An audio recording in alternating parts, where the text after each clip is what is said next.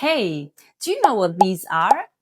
Yep, they're all real exams from certification exams. And guess what writing keeps popping up every single year? The pros and cons essay. That's a total exam classic. So if you want to play it safe, I would stay and watch this video. Today, I'm going to show you how to write a solid pros and cons essay the right way. And I'll also show you full exam examples on different topics, but only if you stick around till the end. Now, after correcting tons of essays, I've noticed something funny. There are usually two types of students. The first group, they just open their exam, they start reading the task, and start writing straight from the head. No plan, no structure, no nothing. The second group, they follow a clear guide, step by step. They know what goes where, and the essay feels solid. It's organized and easy to read. And you know what that reminds me of? It's like building something from IKEA.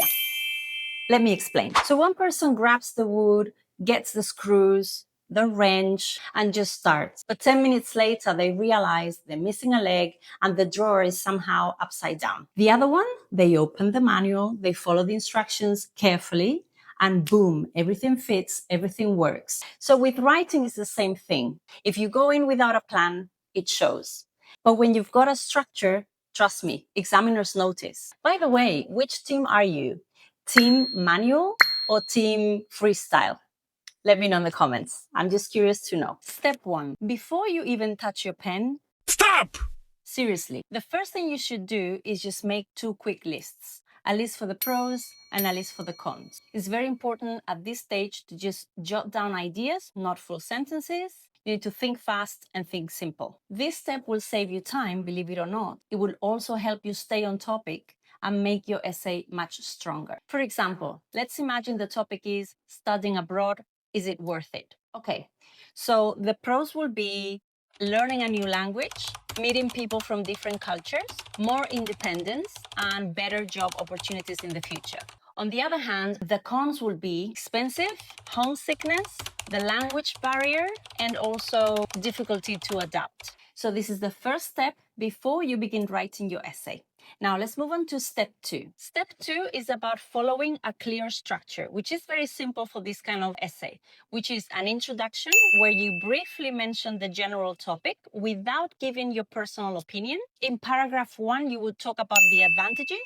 In paragraph 2, you would talk about the disadvantages. And finally, in the conclusion paragraph, you would summarize everything you've said before, plus you would mention your personal opinion. That's it. 4 parts, no chaos, no drama. Step 3, introduction.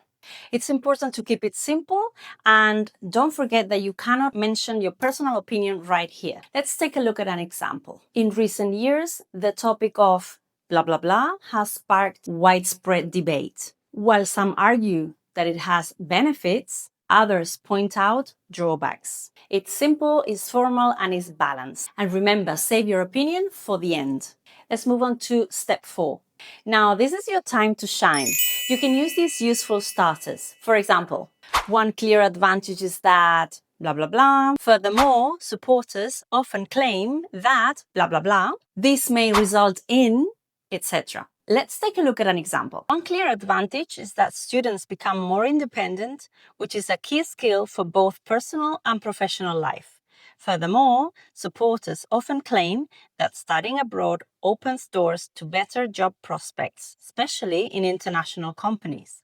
This may result in increased confidence and adaptability, qualities that employers highly value. Now, with step 5, it's time for, you guessed it, disadvantages. So you can use structures and sentences like these ones. Critics argue that one major drawback is that this might lead to... Let's take a look at another example. Critics argue that studying abroad can be extremely expensive, making it inaccessible for many students. One major drawback is that it can lead to homesickness, especially during long stays far from family. This could lead to emotional stress, which might negatively impact the student's academic performance. Step 6 is wrap it like a pro. This is your moment to give your clear opinion. Use phrases like, after weighing up both sides, I personally believe that, on balance, the pros outweigh the cons. Take a look at this example. After weighing up both sides, I personally believe that studying abroad is a valuable experience that can offer long-term benefits, despite the initial challenges. On balance, the pros outweigh the cons.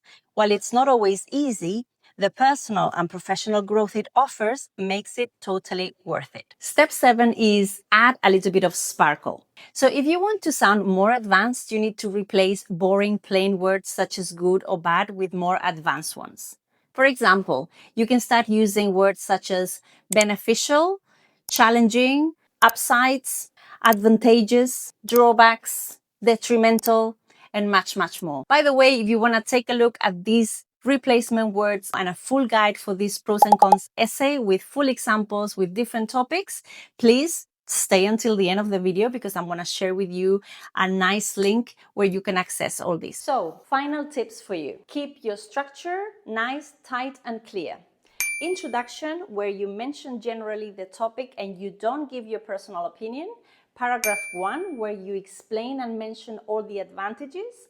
Paragraph 2, where you talk about the disadvantages and examples for them. And finally, a conclusion where you summarize everything and you go and offer your personal opinion. Use linking words to join your ideas and paragraphs. On the one hand, on the other hand, firstly, moreover, besides, additionally, in a nutshell.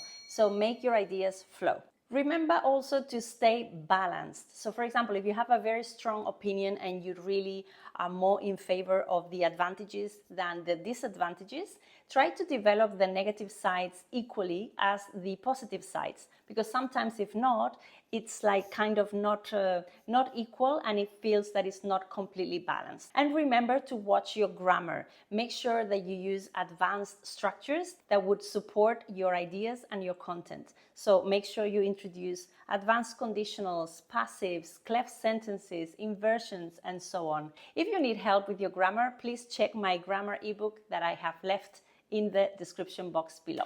And there you have it. Now you know exactly how to write a brilliant pros and cons essay. Now, if you want to practice more, I have created a full guide with everything and more that you have seen in this video. You will find templates, step-by-step instructions, 10 model essays from real exams on different topics, and many useful phrases. I have left the link in the description box below. If this video helped you, please press the like button and subscribe to the channel if you haven't done so. And please share it with a friend that might need it as well. And if you are interested in more writing videos like this one, please watch the next one where I explain to you another very popular topic, which is the opinion essay. So you can watch it now.